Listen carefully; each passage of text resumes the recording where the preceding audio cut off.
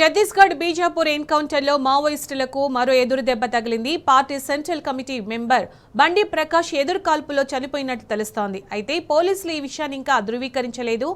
గత 6 నెలలుగా బండి ప్రకాష్ కదలికలపై ఛత్తీస్గఢ్ బలగాలు నిఘా ఏర్పాటు చేశాయి. తాజాగా బండి ప్రకాష్ ను ఎస్టీఎఫ్ దళాలు ఎన్కౌంటర్ చేసినట్లు సమాచారం. ఇక దీనికి సంబంధించి పూర్తి సమాచారం మా ప్రతినిధి ఉమేష్ అందిస్తారు. ఉమేష్, బండి ప్రకాష్ ఎన్కౌంటర్ లో మృతి చెందినట్టు తెలుస్తోంది, కానీ ఇంకా ధృవీకరించలేదు అని కూడా తెలుస్తోంది. అప్డేట్స్ ఏంటి దీనికి సంబంధించి? గుడ్ ఆఫ్టర్నూన్ చింత.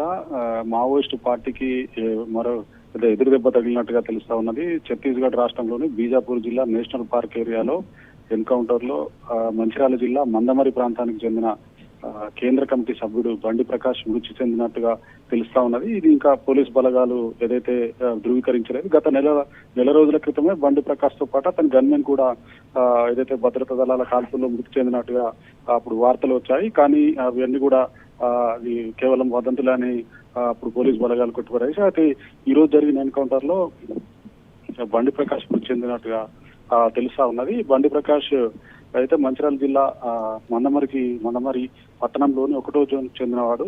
ఇతని తండ్రి రామారావు సింగరేణి కార్మికునిగా పనిచేశాడు. తన తల్లి అమృత.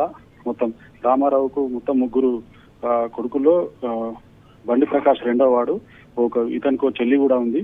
అయితే ఏదైతే 7వ తరగతి పరీక్షలు యాన్యువల్ ఎగ్జామ్స్ రాసి అటు నుంచి శ్రీకాస సింగరేణి కార్మిక సమాఖ్యలో ఆకర్షితులై శ్రీకాసలో చేరి అంచెలంచెలుగా ఎదిగి కోల్ బెల్ట్ కార్యదర్శిగా పనిచేశాడు.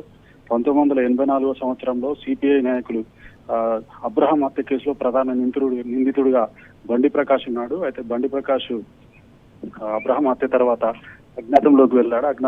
అజ్ఞాతంలోకి వెళ్ళిన తర్వాత వైపు పోలీసులు కూడా అతని కోసం చర్చ చేసి అరెస్ట్ చేసి జైలు కూడా పంపించడం జరిగింది. 2004 సంవత్సరంలో వైఎస్ రాజశేఖర్ రెడ్డి ప్రభుత్వం, కాంగ్రెస్ ప్రభుత్వం వచ్చిన తర్వాత మావోయిస్టులతో శాంతి చర్చల్లో భాగంగా బెయిల్ పై విడుదలైనటువంటి బండి ప్రకాష్ శాంతి చర్చలో పాల్గొని అట్నుంచటే మావోయిస్టు పార్టీలోకి వెళ్లి కేంద్ర కమిటీ సభ్యుడిగా అంచెలంచెలుగా ఎదిగి కేంద్ర కమిటీ సభ్యుడిగా ఉన్నారు. తాజాగా ఏదైతే ఎన్కౌంటర్ లో మృతి చెందడంతో మందమరి ప్రాంతంలో ఉన్నటువంటి వారి కుటుంబ సభ్యుల్లో విషాద ఛాయలు ఉన్నాయని చెప్పవచ్చు. సుంత. Right Umesh, thank you.